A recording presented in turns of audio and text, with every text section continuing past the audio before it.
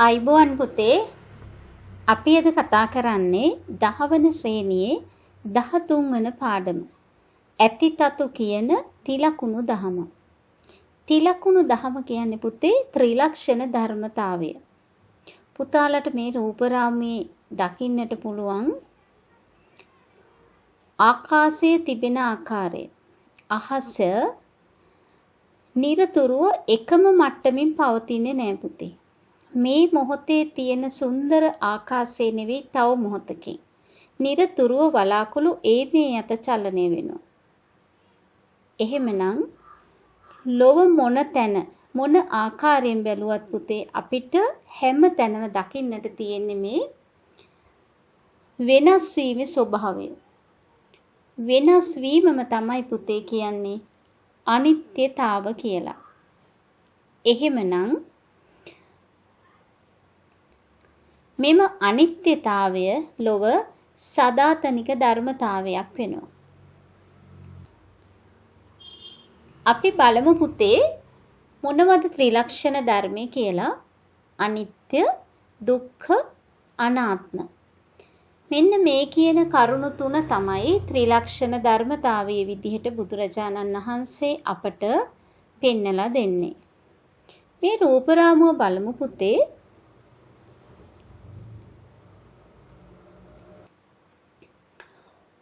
පුතාලා ඒ රූපරාමුවෙන් දකින්නට ඇති මල් පිපෙන ආකාරය.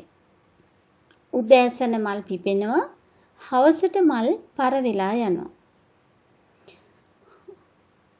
මේ ලෝකේ පවතින සියලුම දේ ඒ ධර්මතාවයට යටත් වෙලයි පවතින්නේ පුතේ.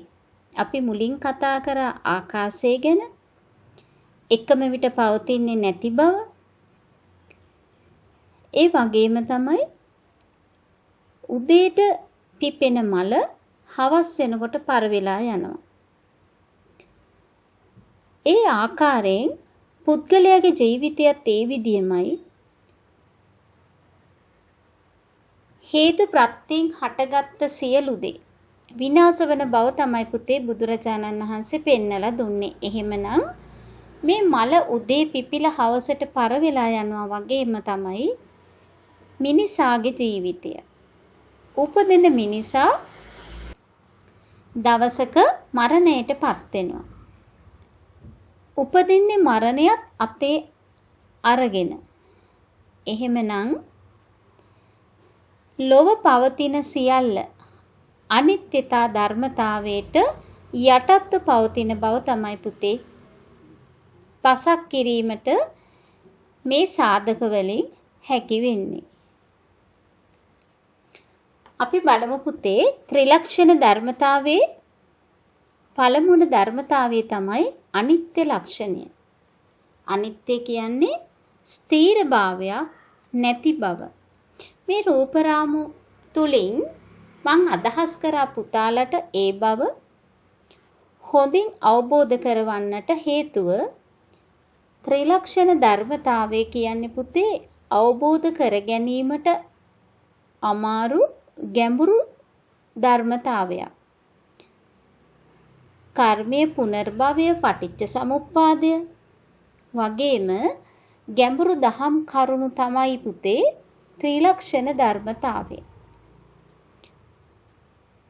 ලොව පවතින සියල්ල නිරතුරුවම වෙනස් වීමට භාජනය වෙනවා. මේ රූපරාමයෙන් පුතාලට පේනවා විදුරු බඳුනක් සුන්දරව තිබුණත් තව මොහොතකින් බිම වැටුණු හැටි ඒක කැඩෙනවා, විනාශයටපත් වෙනවා. ඒ තමයි අනිත්‍ය ස්වභාවය. කිසිම දෙයක් ස්ථිරව පවතින්නේ නැහැ, සදාකාලික නැහැ. ඒ වගේම මේ පොකුණේ මානෙල් මල් උදෑසන හිරු එළියත් එක්ක මල් පිපෙනවා, හවස් වෙනකොට මේ මල් පර වෙලා යනවා. ඒ වගේම සූර්යා ලෝකයේ ගත්තොත් පුතේ උදෑසන පරිසරයේ ආලෝකවත් කරමින් නැගෙනහිරින් හිරු නැගගෙන එනවා. ඒ විදියටම සූර්යයා පවතින්නේ නැහැ පුතේ. දවල් 12 විතර වෙනකොට පරිසරයේ අපිට ඉන්නට බැරි තරමට සූර්යාගේ රශ්මිය පිට වෙනවා. ඒ වගේම බටහිර දෙසින් හවස් වෙනකොට මේ සූර්යයා බැහැගෙන යනවා. කිසිදු දෙයක් එක විට එකම අයුරින් පවතින්නේ නැති බව තමයි පුතේ මේ පරිසර සාධක වගේම අපි නිවසේ පරිහරණය කර භාණ්ඩ තුලිනුත් අපිට අවබෝධ කරගන්නට හැකි වෙන්නේ. මිනිස් ජීවිතයත් ඒ වගේමයි පුතේ. මිනිසාද මේ අයුරින්ම උපදිනවා, වයසට යනවා, මරණයට පත් වෙනවා. මේ ස්වභාවය සදාකාලිකයි. සදාකාලික ලෝපවතින ධර්මතාවයක් තමයි පුතේ නම් ත්‍රිලක්ෂණ ධර්මතාවය. අනිත්‍ය ස්වභාවය පිළිබඳව අපි බලමු පුතේ. පෙළපොත පෙරලා ගමු. 74 වෙනි පිටුව. අනිත්‍ය ලක්ෂණය. අනිත්‍ය යනු වෙනස් වීමයි. කැඩෙන බිඳෙන සුළු බවයි. මෙම කැඩෙන බිඳෙන සුළු බව බුදුදහමේ ලෝක යනුවෙන් දැක්වේ. ඉන් අදහස් කෙරෙන්නේ ලොව සියල්ල මොහොතින් මොහොත වෙනස් වන බවත් කිසිවක ස්ථිරසාර පැවැත්මක් නොමැති බවත්ය. නිදසුනක් ලෙස විදුලි බුබුලක දැල්වීම ගැන සිතන්න. එය අඛණ්ඩව දැල්වෙන බවක් පෙනුනද සියුම් උපකරණයක ආධාරයෙන් පරීක්ෂා කළහොත් එය නිවෙමින් දැල්වෙමින් පවතින බව දැකිය හැකිය. විද්‍යුත් දර්ශනයක රූප රාමු එකිනෙකගෙන බලන විට සුළු සුළු වෙනස්කම් සහිත රූප පෙළක් පහත් නෙතට දිස්සේ. මේ විදියට පුතේ අපිට මේ තොරතුරු කියවීමෙන් අවබෝධ කරගත හැකි වෙනවා පුතේ. කිසිදු දෙයක් එක විට එකම ආකාරයෙන් පවතින්නේ නැති බව. ලෝක සියල්ල මොහොතින් මොහොත වෙනස් වීමට පත් වෙනවා. අපි පාවිච්චි කරන භාජනයක් මේ විදිහට කැඩී බිඳී යාම, ඒ වගේම සූර්යයා, චන්ද්‍රයා, ආකාශය මේ සියල්ලදී වෙනස් වීම තුලින් අපිට අවබෝධ කරගන්නට පුළුවන් ලොව සියලු දේ වෙනස් වීමට පත් වෙන බව. පුතේ 74 වෙනි පිටුවේ අන්තිම ඡේදය බලමු. එතන සඳහන් වෙනවා බුදුදහමට අනුව හටගැනීමේ ස්වභාවයේ ඇති සෑම දේම නැතිවීමේ ස්වභාවයෙන් යුක්ත වේ. සත්ත්ව පුද්ගල ද්‍රව්‍ය ආදී ඕනෑම ජීව අජීව පදාර්ථයකටම මෙම తত্ত্বය සනාතනික වූ පොදු ධර්මතාවයකි. ඒ අනුව රූපය පෙන පිඩක් වැනිය, වේදනාව දිය බුබුලක් වැනිය, සංඥාව මිරිඟුවක් වැනිය, සංස්කාර කෙසෙල් කඳක් වැනිය, විඥාණය මායාවක් වැනිය. මේ ආදී වශයෙන් පුතේ මේ රූප වේදනා සංඥා සංකාර විඥාන කියන ස්කන්ධ පංචකය, පංචස්කන්ධය උපමාවන් මගින් දක්වලා තියෙනවා. මේ පාඩම ගැඹුරු බැවින් පුතේ පුතාලගේ අවබෝධ කරගැනීමේ පහසුව සඳහා මේ ආකාරයෙන් රූප රාමු ඔස්සේ ගෙනහැරෙන්නට අදහස් කරා. අපි බලමු පුතේ රූපය සමාන කරලා තියෙනවා පෙන පිඩකට. පුතාලට විභාගෙදී ඉරි ගහන කොටසේ හෝ දෙවෙනි පේපර් එකේ පළමු කොටස කෙටි ප්‍රශ්න 10ක් තියෙනවානේ පුතේ. ඒ කොටසට හෝ මෙන්න මේ උපමාවන් එන නිසා පුතාලට මතක තබා ගැනීමේ පහසුව සඳහාමයි පුතේ මේ රූප රාමු ඔස්සේ පැහැදිලි කරන්නට හිතුවේ. පුතාලා බලමු. එහෙමනම් රූපේ සමාන කරලා තියෙනවා පුතේ පෙන පිඩකට. පෙන පිඩ මේ විදියට මුහුද අයිනට ගිය මොහොතක අපිට ඒක හොඳින් දැర్శණය වෙනවා පුතේ. ස්ථිර නැති දෙයක්. බොහොම తాවකාලිකයි. මේ ඇතිවන පෙන පිඩ සැනකින් නැති වී යනවා. එහෙනම් පුද්ගලයාගේ තුල පවතින රූපය පුතේ කිසිදු ස්ථිරත්වයක් නැහැ. පුද්ගලයාගේ රූපේ පමණක් නෙවෙයි පුතේ සත්‍යයගේ සියලුම වස්තුන් වල මේ පවතින වූ රූපය තුල කිසිදු ස්ථිර බවක් නැති බව තමයි පුතේ මේ පෙන පිඩකට සමාන කිරීමෙන් බුදුරජාණන් වහන්සේ අපට පෙන්නලා දුන්නේ. ඒ වගේම වේදනාව දිය බුබුලකට සමාන කරලා දක්වනවා. මේ රූපරාමයෙන් පුතාලට දකින්නට පුළුවනි මේ දිය බිඳු දිය බුබුල ස්ථීරව පවතින්නේ නැහැ. සැනකින් විනාශයට පත්වන දෙයක් තමයි පුතේ දිය බුබුල. හටගත්ත දිය බුබුල ඒ වගේම නැති වී යනවා. සංඥාව උපමා කරලා පෙන්නනවා පුතේ මිරිඟුවකට. පුතාලා දන්නවා මිරිඟුව කියන්නේ මොකක්ද කියලා? මෙතන මේ පාරේ අපි ගමන් කරනකොට පුතේ දිය පාරක් තියෙන සේයාවක් පෙනුනත් අපි ඒ ළඟට ගියොත් ඒත් එවැනි දිය පාරක් අපිට ඒ පාර තුල පාර මතු පිට දකින්නට නැතුව යනවා. නමුත් එතනින් හිටගත්තාම තවත් තැනක අපිට දකින්නට පුළුවන් පුතේ පාර මතු පිට දිය පහරක්. එතෙන්න ගියොත් එතනත් දිය පහරක් දකින්නට නැහැ. මෙන්න මේ බව පුතාලට අවබෝධ කරලීම සඳහා තමයි පුතේ මේ රූප රාමුව පුතාලට අරන් ආවේ. එහෙමනම් රූපය පෙන පිඩකට, වේදනාව දිය බුබුලකට, සංඥාව මිරිඟුවකට උපමා කරලා දක්වලා තියෙනවා. ඒ වගේමයි පුතේ සංස්කාර උපමා කරලා දක්වනවා කෙසෙල් කඳකට. පුතාලා දන්නවා කෙසෙල් කඳ කිසිදු ශක්ති සම්පන්න නැති ගසක් කියලා. කොස් ගහක කඳක් ගත්තොත්, අඹ ගහක, බුරුත ගහක කඳක් ගත්තොත් පුතේ හරිම ශක්තිමත්. ඒ කඳ අවුරුදු ගණනක් කල් තියා ගන්නට පුළුවනි. හැබැයි කොස් ගහක, දෙල් ගහක, අඹ ගහක වගේ නෙවෙයි පුතේ. කෙසෙල් ගහක කෙසෙල් කඳ බොහොම తాවකාලිකයි.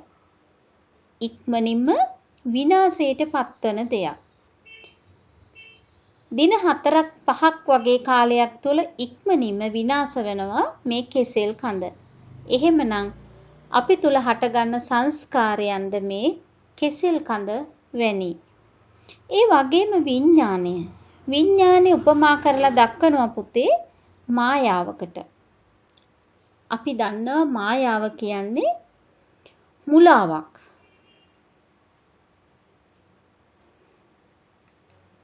සිත තුළ පවතින අපි මවාගත්ත දෙයක් විඥානයේ විදිහට මේ විදිහට දක්වන්නට පුළුවන් වෙනවා. එහෙමනම් රූපේ පෙන පිඩකට, වේදනාව දිය බුබුලකට, සංඥාව මිරිඟුවකට, සංස්කාර කෙසෙල් කඳකට හා විඥානය මායාවකට උපමා කර දක්වමින් බුදුරජාණන් වහන්සේ උත්සාහ කළා පුතේ අපිට මේ ජීවිතය ස්ථිර නැහැයි කියන එක පෙන්නලා දෙන්නට. 74 වෙනි පිටුවේ බලමු පුතේ අන්තිම ඡේදයේ බුදුදහම අනුව සත්‍යය ලෝකේ යනුවෙන් හැඳින්වෙන්නේ රූප ධර්ම හා නාම ධර්මයන්ය. නාම යනු වේදනා නම් වූ වින්දනය, සංඥා නම් වූ හැඳිනීම, සංස්කාර නම් වූ චේතනා සහ විඥාන නම් වූ විඥානනය හේවත් අරමුණු දැන ගැනීමයි. රූප යනු ඇස, කන, දිව, නාසය, ශරීරය ආදි වශයෙන් බෙදා දැක්විය හැකි අපගේ ශරීරයයි. මේ සියල්ල අනිත්‍යය කායික මානසික බාහිර අභ්‍යන්තර සවිඥානික අවිඥානික සියල්ලම මෙම යථාර්ථයට යටත් වන්නේය. එහෙනම් පුතේ අපේ මේ පුද්ගල ශරීරය ස්කන්ධ පංචකයකින් තමයි පුතේ හැදිලා තියෙන්නේ. මේ විදියට බුදුරජාණන් වහන්සේ උපමා රූපකෝ පෙන්නනවා පුතේ. රූපය පෙන පිඩකට, වේදනාව දිය බුබුලකට, සංඥාව මිරිඟුවකට, සංස්කාර කෙසෙල් කඳකට, විඥාණය මායාවකට. මෙම ස්කන්ධ පංචකය නාම රූප වශයෙන් කොටස් දෙකකට බෙදලා දක්වනවා. රූප කොටසටත් වේදනා සංඥා සංස්කාර විඥාන කියන ස්කන්ධ හතර නාම කොටසටත් අයිති වෙනවා. මේ පාඩම හරිම ගැඹුරුයි පුතේ. තේරුම් කර දීම හා තේරුම් ගැනීම හරිම අපහසු පාඩමක්. අපි පුළුවන් තරම් සරල විදිහට මහන්සි ගමු මේ පාඩම තේරුම් ගැනීමට. ඇති වෙන බව හොඳින් පැහැදිලි කරගන්නට පුළුවන් පුතේ. අපි දෙවෙනුව බලමු. කනත් ශබ්දයත් විඥානයත් මෙන්න මේ තුනේ එකතු වීම නිසා කනේ ස්පර්ශය හටගන්නවා. ඒ විදියමයි පුතේ ඇහෙන දේ ගැන විඳීමක් ඇති වෙනවා. ඒ විඳින දේම අඳුනා ගන්නවා. ඒ කියන්නේ ශබ්දය අඳුනා ගන්නවා. ඒ අඳුනගත්ත දේ ගැන චේතනා පහළ වෙනවා.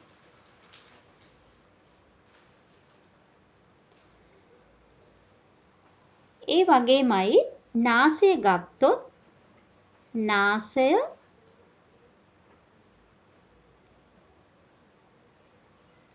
ගන්ධ සුවඳ විඥානි මෙන්න මේ තුන එකතු වීමෙන් නාසයේ ස්පර්ශය ඇති වෙනවා. ඒ විදියට ඇස කන නාසය දිව ශරීරය දිවගත්තු ඒත් ඒ විදිය දිව රස විඥානය ඔය ආදි වශයෙන් පුතේ පුද්ගලයෙකුට ආයතන 6ක් තියෙනවා. මේ ආයතන 6ටම මේ ආකාරයෙන් චේතනා පහළ වෙනවා. මේ පහළ වෙන චේතනා මොහොතින් මොහොත වෙනස් වෙනවා පුතේ. මේ චේතනාවන් කිසිදු මොහොතක කලින් මොහොතේ හටගත්ත චේතනාවම ඊළඟ මොහොතේ හටගන්නේ නැහැ. මොහොතින් මොහොත වෙනස් වෙනවා. එහෙමනම් අපේ ඇසට හසුවන රූපයන් නිසා අපි තුල හටගන්න චේතනාව මේ මොහොතේ හටගත් චේතනාව නෙවෙයි තව මොහොතකින්. එහෙමනම් ඒ ඇසට හසුවන රූපය මොහොතින් මොහොත වෙනසටපත් වෙනවා. ඒ වගේමයි කනට හසුවන ශබ්දය. මේ ශබ්දය නිසා පහළවන චේතනාව මේ මොහොතේ පහළවන චේතනාව නොවේ ඊළඟ මොහොතේ පහළ වෙන්නේ. මේ විදියට කනට හඳුනා ගන්න චේතනා මොහොතින් මොහොත වෙනස් වෙනවා. මේ ආකාරයෙන් පුතේ අපි තුල පවතින ආයතන 6 මේ ආයතන 6ට පහළ වෙන චේතනා මොහොතින් මොහොත වෙනසටපත් වෙනවා. එකම විට හැම මොහොතකම එකම චේතනාව පහළ වෙන්නේ නෑ පුතේ. එක මොහොතක අපිට රූපයක් දකිනකොට ඒ රූපය පිළිබඳව ප්‍රියතාවයක් ඇති වෙනවා. ඒ වගේම ඒ රූපයම තව මොහොතක අපට අප්‍රසන්නතාවයක් ඇති වෙනවා. කනට ඇහෙන ශබ්දයත් ඒ වගේ. එක මොහොතක ප්‍රියතාවයක් ඇති වෙනවා, තව මොහොතක ඒ ශබ්දයම අහනකොට එපා වෙන ස්වභාවයක් ඇති වෙනවා. දිවට රස ගත්තත් ඒ වගේ. අපිට මේ මොහොතේ දැනෙන රසය නෙවෙයි තව මොහොතකින් කලින් ප්‍රිය වූ රසය අප්‍රිය රසයක් ගෙන දෙන්නට පුළුවන්. මෙන්න මේක තමයි පුතේ බුදුරජාණන් වහන්සේ පෙන්නලා දෙන්නේ. සියලු දේ අනිත්‍ය බව. ඒ බව තවත් තහවුරු කර ගැනීමට පුතේ මෙන්න මේ රූප රාමුව හොඳින් නිරීක්ෂණය කරමු. මේ රූප රාමයේ පුතාලා හොඳින් බැලුවොත් පේනවා කාර්ය. මෙන්න මේ අමතර කොටස් සියල්ල එකතුන තැන තමයි පුතේ අපි සඳහන් කරන්නේ ඒක කාර් එකක් කියලා. එහෙම නැත්නම් ඒ කාර් එකේ කෑලි වෙන් කරොත් අපි කියන්නේ නැහැ ඒකට කාර් එක කියලා. ඒ විදිහම තමයි පුද්ගලයෙක්ගේ කොටස්. අපි පුද්ගලයා යනුවෙන් හඳුන්වන්නේ පුතේ නැත්නම් පාසල් ශිෂ්‍යයා වශයෙන් හඳුන්වන්නේ මෙන්න මේ ස්කන්ධ පංචකයේ එකතුවට. ඇස කන නාසය දිව ශරීරය කියන ඉන්ද්‍රියන් මෙතන වෙන් කරලා දක්වලා තියෙනවා. එහෙමනම් අපිට කියන්නට බෑ මේ නිමල්, මේ සුනිල්, මේ ගීතා, මේ මාලා ආදි වශයෙන් පුද්ගලයා නම් කරන්නට බෑ. මොකද මෙතන තියෙන්නේ මේ ස්කන්ධයන් වෙන් කර දැක්වීම. එහෙමනම් පුතේ කායික මානසික බාහිර අභ්‍යන්තර සවිඥානික අවිඥානික. සවිඥානික කියන්නේ විඥානයක් සහිත, අවිඥානික කියන්නේ විඥානයක් රහිත. මේ සියල්ලම මේ යථාර්ථයට යටත් වෙනවා. මේ ආකාරයෙන් ඇස කන නාසය දිව ශරීරය කියන පංචේන්ද්‍රයන් අනිත්‍ය බව නොදැනීම හේතුවෙන් පුතේ නිරතුරුවම මිනිස්සු මගේ කියලා මේවා අයිති කරගන්නට දඟලනවා. ඒ තුලින් තමයි දුක හටගන්නේ. මේ සියල්ල විනාශ වෙනවා කියන අවබෝධය නැතිකම, අනිත්‍යයි කියන අවබෝධය නැතිකම හේතුවෙන් තමයි පුතේ ඒ තුලින් අපිට දුකක් ඇති වෙන්නේ. මේ ලෝකේ සියලුම සත්වයෝ සැප විඳින්නට කැමති මිස දුක් විඳින්නට කැමැත්තක් දක්වන්නේ නැහැ. ඒ අනුව නිරතුරුවම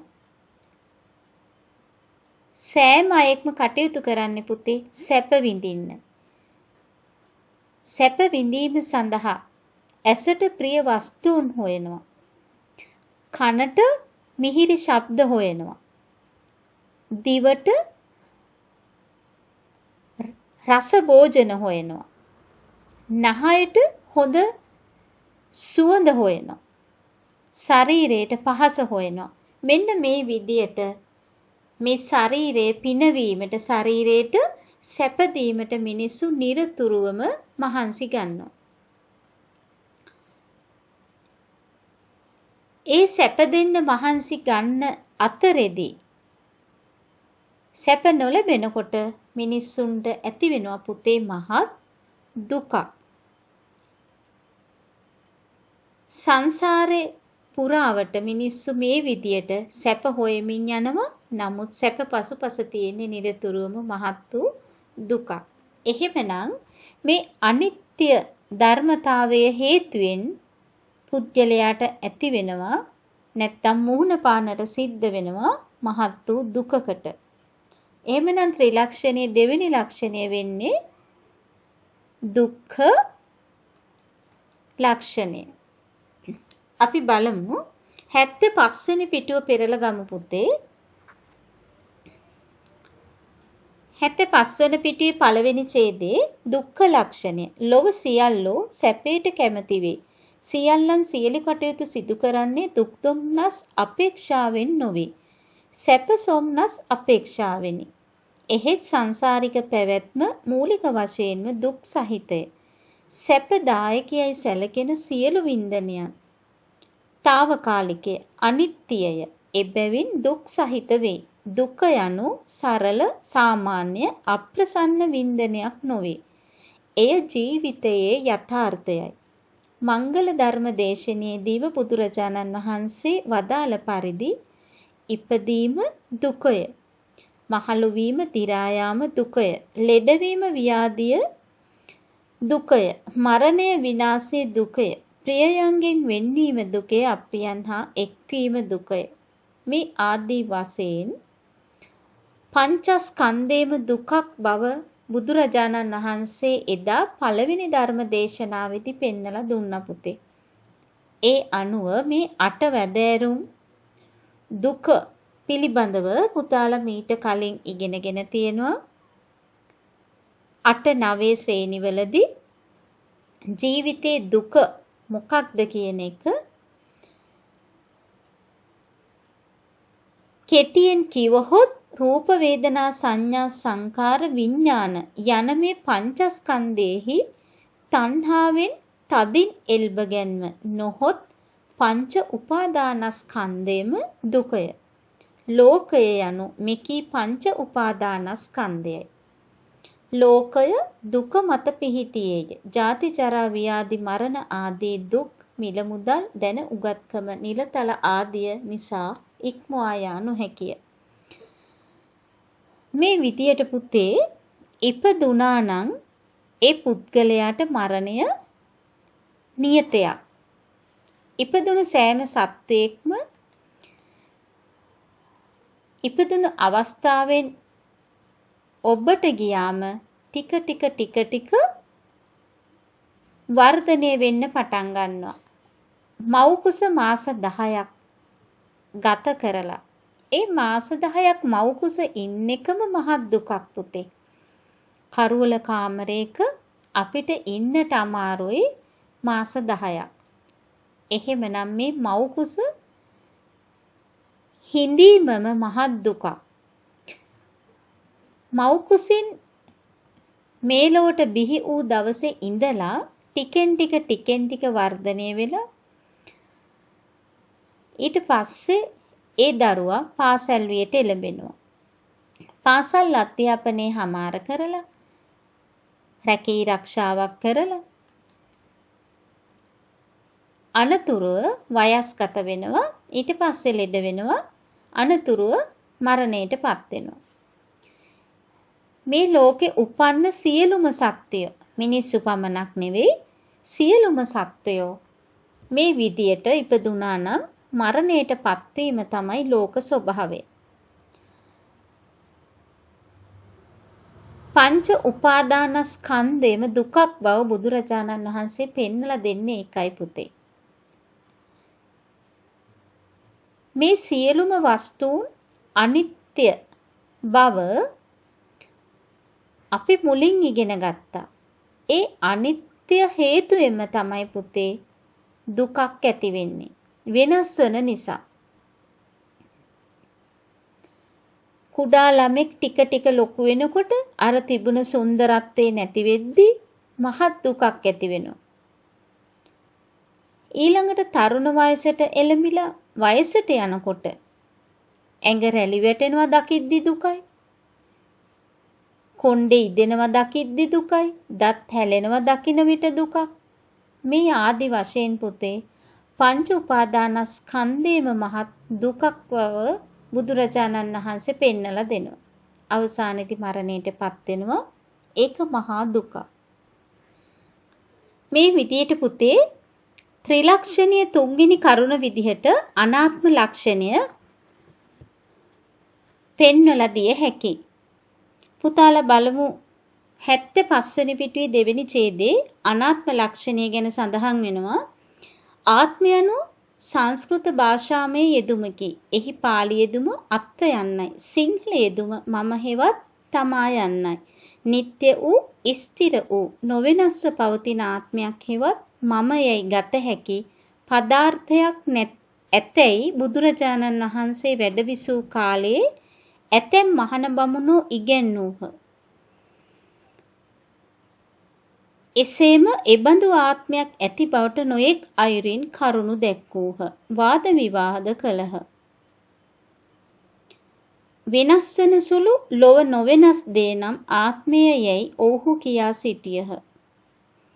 මේ විදියට පුතේ ආත්ම සංකල්පයක් ගැන එදා බුදුරජාණන් වහන්සේ ලොව පහළ වුණ කාලයේ ඉගැන්වීම් කරපු නොයෙකුත් මහණ බමුණු හිටියා.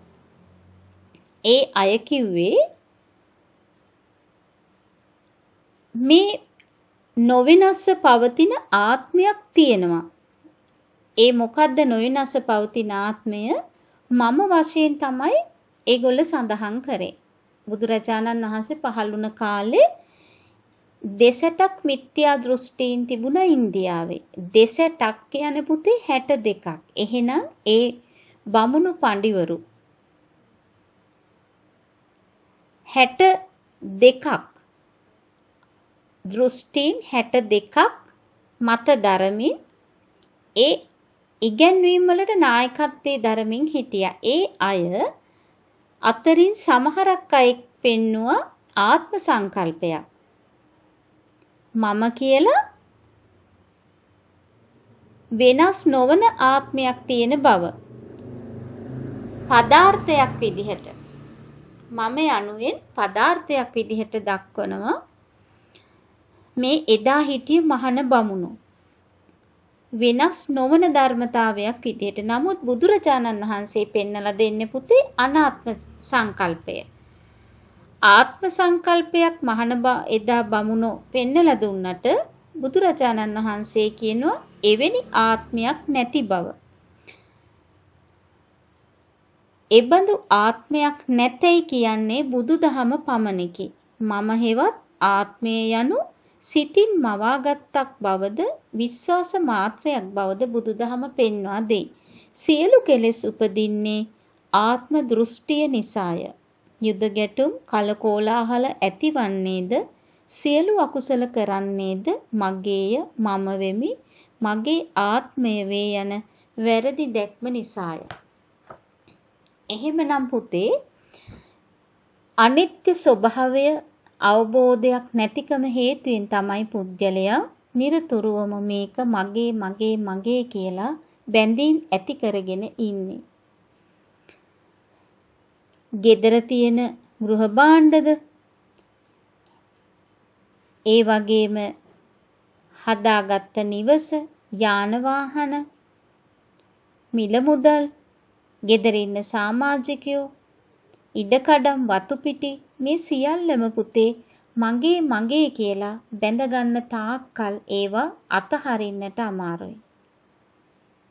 අනිත්‍ය සංකල්පය අවබෝධය නොමැතිකම නිසාම තමයි පුද්ගලයෝ මේ විදිහට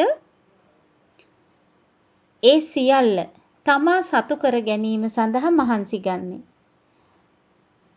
ඒ හේතුවෙන්ම ඔවුන්ට මහත් වූ දුකක් ඇති වෙනවා.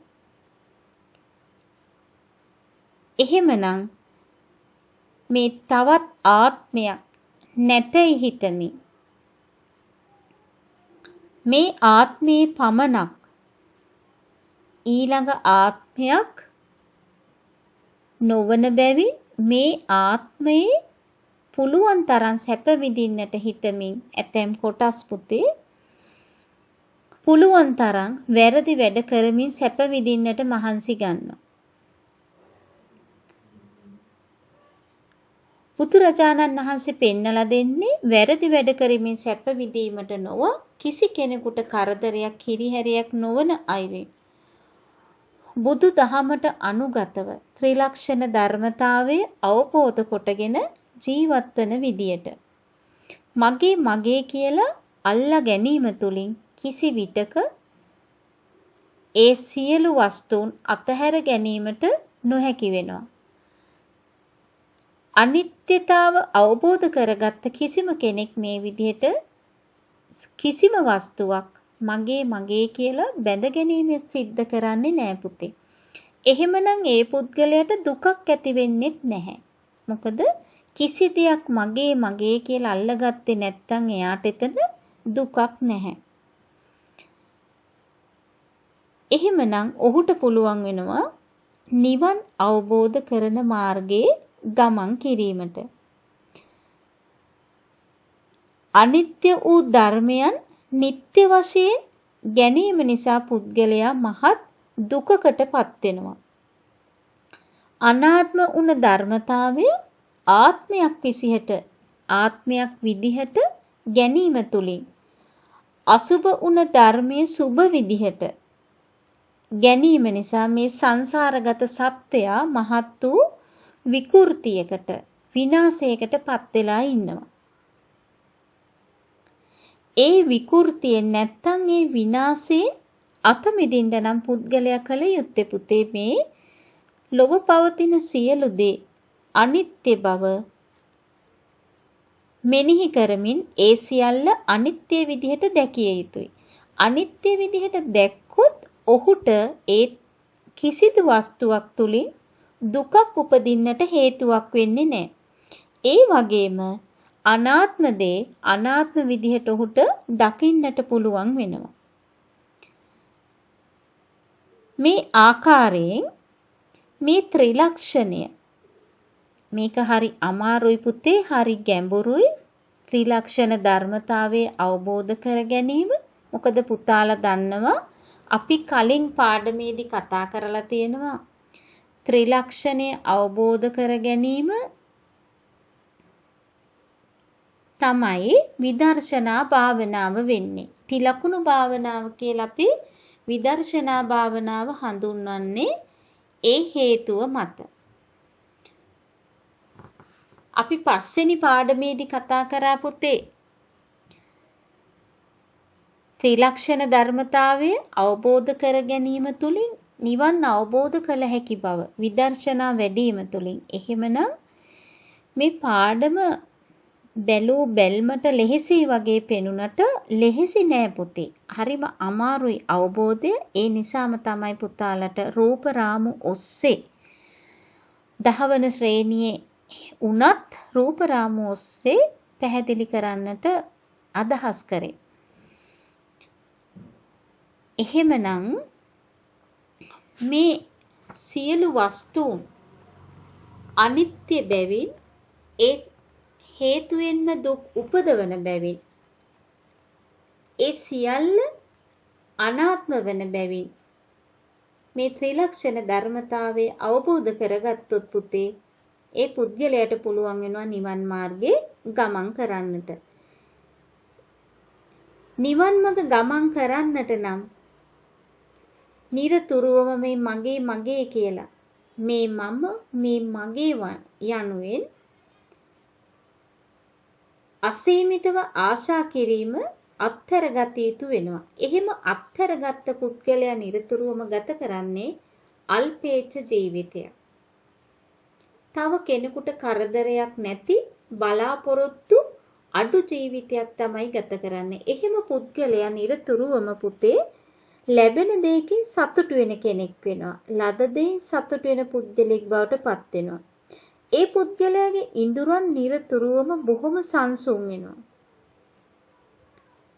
කිසිවකින් කම්පාවටපත් වෙන්නේ නැහැ. අටලෝ දහමෙන් කම්පාවටපත් නොවි සියලු ධර්මතාවයන් අනිත්‍යයි කියලා මෙනෙහි කරන්න ඔහුට පුළුවන් වෙනවා. ලාභ නිന്ദා ප්‍රශංසා යස ආයස සැප දුක කියන මේ කිසිදු ධර්මතාවයකින් සැලීමකටපත් වෙන්නේ නැහැ. ත්‍රිලක්ෂණ ධර්මතාවය අවබෝධ කරගත් පුද්ගලයා නිරතුරුවම මැදිහත් සිතින් අනිත් අය දිහා බලන්නට ඔහුට පුළුවන්කමක් තියෙනවා.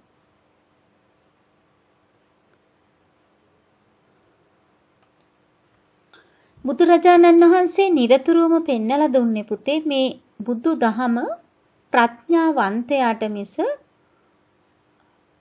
අඥානයින්ට නොවන බව. එහෙමනම්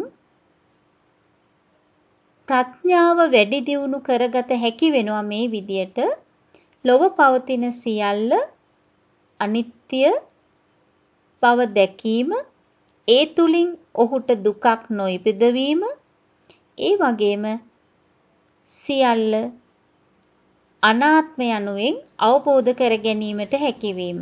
අනිත්‍ය දුක්ඛ අනාත්ම කියන ත්‍රිලක්ෂණය අවබෝධ කරගත්තොත් ඒ පුද්ගලයාට පුළුවන් වෙනවා ප්‍රඥාව වර්ධනය කරගන්නට, විපස්සනාව තුළින් නිවන් අවබෝධ කර ගැනීමට.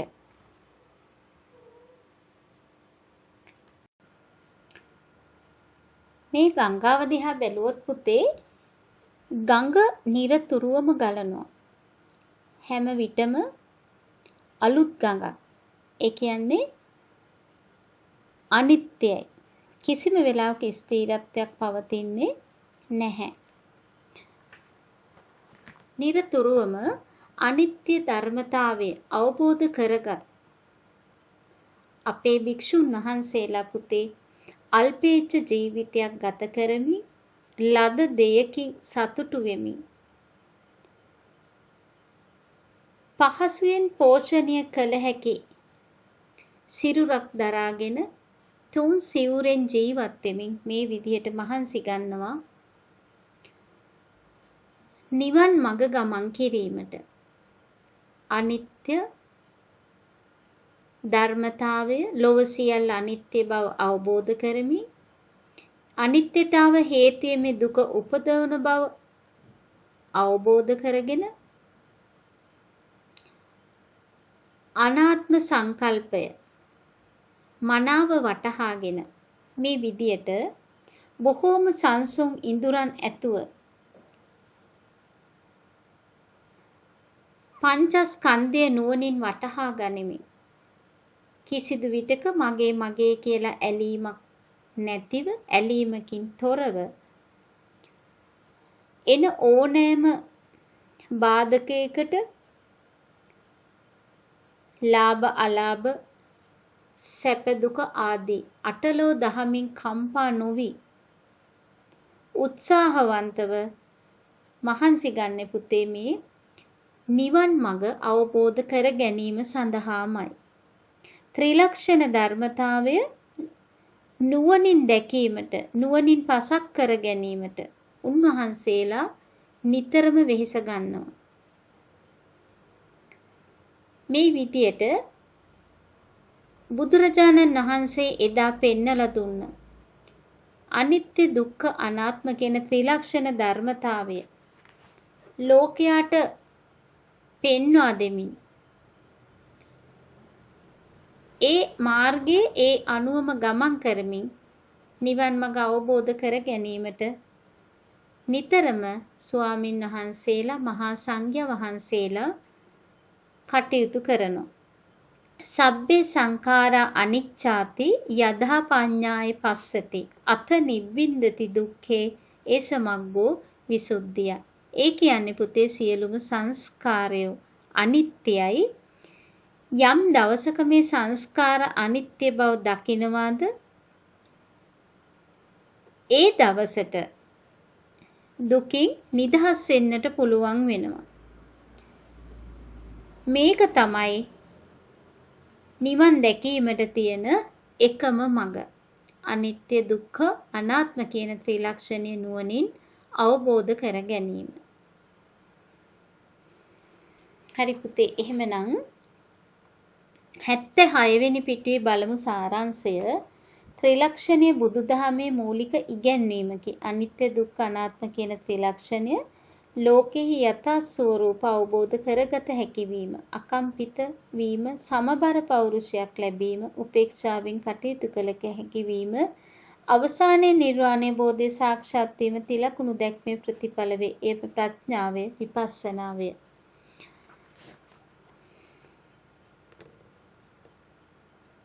77 පිටුවේ තියෙන පුතේ ක්‍රියාකාරකම ත්‍රිලක්ෂණය හඳුන්වන්න පුතාලට පුළුවන් අපි මෙතෙක් වෙලා කතා කරේ ත්‍රිලක්ෂණය විස්තර කිරීම ත්‍රිලක්ෂණය අවබෝධ කර ගැනීම සඳහා නම් ත්‍රිලක්ෂණය හැඳින්විය යුතුයි අනිත්‍ය දුක්ඛ අනාත්ම. අනිත්‍ය කියන්නේ කිසිදු දෙයක් ලොව ස්ථීර නොවන බව. ඒ හේතුවෙන්ම අපිට මහත් දුකක් ඇති වෙනවා. එහෙමනම් අපිට ආත්මයක් වශයෙන් ගත හැකි දෙයක් ඇත්තේ නැහැ. සියල්ල අනාත්මයි. දෙවෙනි ප්‍රශ්නේ තිලකුණු දැක්මෙහි මෙලොව ප්‍රයෝජන පෙන්වා දෙන්න. තිලකුණු දැක්මෙහි මෙලොව ප්‍රයෝජන. අනිත්‍ය දුක්ඛ අනාත්ම කියන ත්‍රිලක්ෂණය අවබෝධ කර ගැනීම තුලින් පුතේ අපිට පුළුවන් වෙනවා අනෙක් අයත් එක්ක ගැටීමකින් තොරව සමාජයේ ජීවත් වෙන්න. මෙලොව ප්‍රයෝජන. මෙලොව ප්‍රයෝජන තමයි මේ සියල්ල අනිත්‍ය අවබෝධ කරගත්ත පුද්ගලයා කිසිදු විට අටලෝ දහමෙන් කම්පාවටපත් වෙන්නේ නැහැ. මගේ මගේ මගේ කියලා සියල්ල බදා ගන්නට යන්නේ නැහැ. නිරතුරුව චාම් සරල අල්පේච්ඡ ජීවිතයක් තමයි ගත කරන්නේ. හැම මොහොතකම සීමිත බලාපොරොත්තු ඇතිව ජීවත් වෙන්නේ. අසීමිත බලාපොරොත්තු නැහැ ඒ පුද්ගලයා තුළ. ඒ වගේම ලද දෙයින් සතුටටපත් වෙන පුද්ගලයෙක් වෙන මේ ආදී වශයෙන් ප්‍රයෝජන ලියන්නට පුළුවනි. පුහුණුවට දීලා තියෙනවා ගාථාවක්. පරිනිබ්බාන සූත්‍රයේ සඳහන් වෙන්නේ අනිච්චාවත සංඛාරා උප්පාද වය ධම්මිනෝ uppajjittva niruddhanti තේසං වූප සමෝ සුඛෝ. ඇති වී නැතිව යන බැවින් සංස්කාර ඒකාන්ත වශයෙන්ම අනිත්‍යය. සංස්කාර ඉපදී නැතිවන්නේය. ඒ සංස්කාරවල සංසිඳීම සැපයකි. එහෙමනම් පුතාලට මේ පුහුණුවට දීලා තියෙන ගාතාව හා තේරුම කටපාඩම් කළ යුතු වෙනවා පුතේ. මොකද විභාගෙදී අහන්නට ඉඩ තියෙන නිසා. ක්‍රියාකාරකම කරලා පුහුණුවට දීලා තියෙන ගාතාව කටපාඩම් කරගමු. පාඩම 3-4 වතාවක් කියවමු හොඳින් අවබෝධ කර ගැනීම සඳහා. ඉන් අනතුරුව පුළුවනේ පුතාලට පැවරුම් පොතේ මේ දීලා තියෙන පැවරුම ලියාගෙන උත්තර ලියන්න. එහෙම නැත්නම් CR කොලයක ලිව්වත් කමක් නැහැ. ලියමු පුතේ පළවෙනි ප්‍රශ්නේ. බුදු දහමට අනුව සත්‍යය යනුවෙන් හැඳින්වෙන්නේ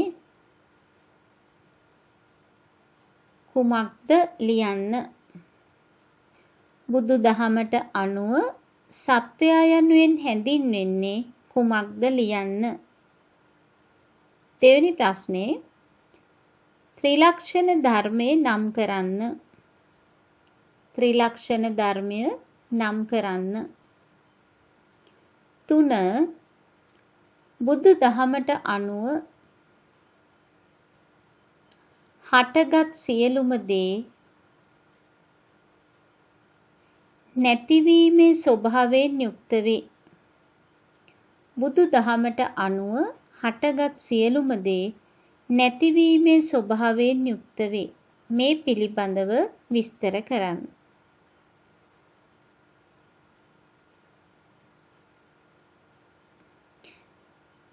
එහෙමනම් පුතේ පුතාලට පුළුවනි මේ ප්‍රශ්න තුනට පිළිතුරු ලියලා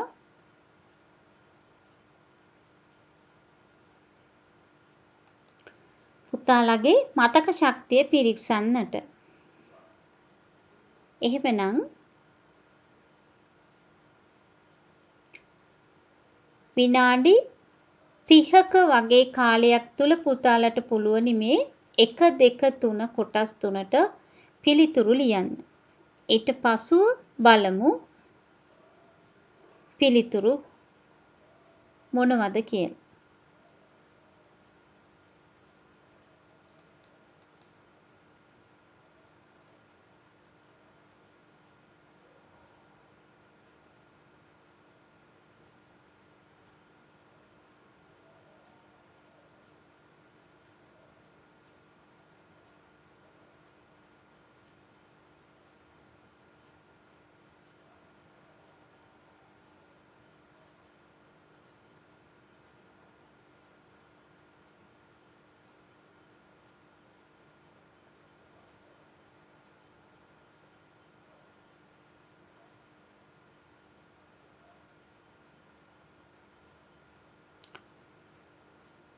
පළවෙනි ප්‍රශ්නය බුදුදහමට අනුව සත්‍යය යනුවෙන් හැඳින්වෙන්නේ කුමක්ද ලියන්න.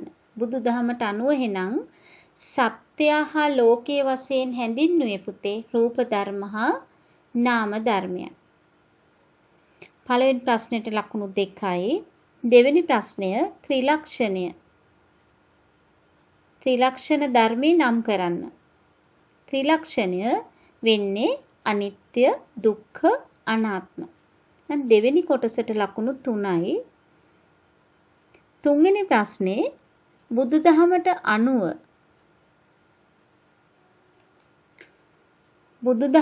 අනුව හටගත් සියලුම දේ නැතිවීමේ ස්වභාවයෙන් යුක්ත වේ. මේ පිළිබඳව විස්තර කරන්න.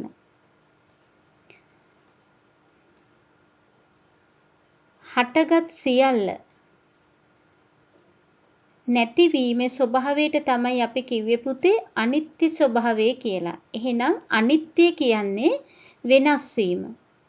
බුදුදහමේ ලෝක යනුවෙන් හැඳින්වීමේ කැඩෙන බිඳෙන සුළු බවට.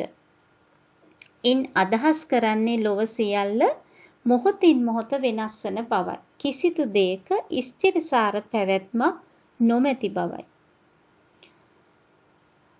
බඳුනක් ගත්තොත් බිම වැටුනොත් කැඩෙනවා. එහෙනම් ඒක අස්ථිරයි.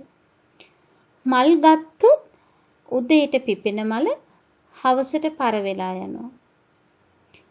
පුද්ගලයෙක් ගත්තොත් ඉපදුනා නම් ඒ පුද්ගලයා මරණයටපත් වෙනවා. එහෙනම් ලොව කිසිදු දෙයක් ස්ථිරව පවතින්නේ නැහැ කිසිම මොහොතක. උදේට පායන ඉර හවසට බැහැලා යනවා. මේ විදියට ලොව පවතින සියලුම වස්තුන්ගේ ස්වභාවය තමයි අනිත්‍ය ස්වභාවය. මේ අනිත්‍ය ස්වභාවයේ හේතුවෙන්ම අපිට මහත් දුකක් ඇති වෙනවා. එබැවින් මේ සියල්ල අනාත්මයි. මේ විදිහට පුතාලට පුළුවන් තුන්වෙනි කොටස සඳහා පිළිතුර පුල්ස්කැප් පිටු 1/2ක් පමණ ලියන්න. මොකද O level විභාගෙට හොඳ පිළිතුරක් ගොඩනැගීම අවශ්‍ය වන නිසා. අනතුරු පුතාලට මේ විදිහට ලකුණු සටහන් කරලා ලකුණු 10න් කොපමණ ලබා ගත්තද කියලා සටහන් කරගන්නට පුළුවන්. හොඳයි පුතේ, එහෙනම් අපි පාඩම අවසන් කරමු. ආයුබෝවන්.